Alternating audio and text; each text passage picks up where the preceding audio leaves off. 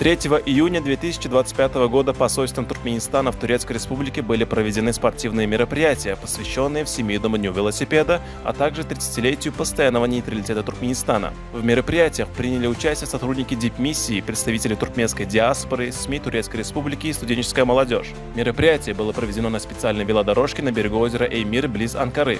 На торжественной церемонии открытия велопробега посол Ишангулыев отметил, что принятие по инициативе Туркменистана резолюции Генассамблеи ООН об учреждении Всемирного дня велосипеда свидетельствует о высокой оценке мировым сообществом усилий нашей страны по развитию спорта и физкультурно-оздоровительного движения, популяризации езды на велосипеде, созданию условий для гармоничного развития подрастающего поколения, формированию экологической культуры общества.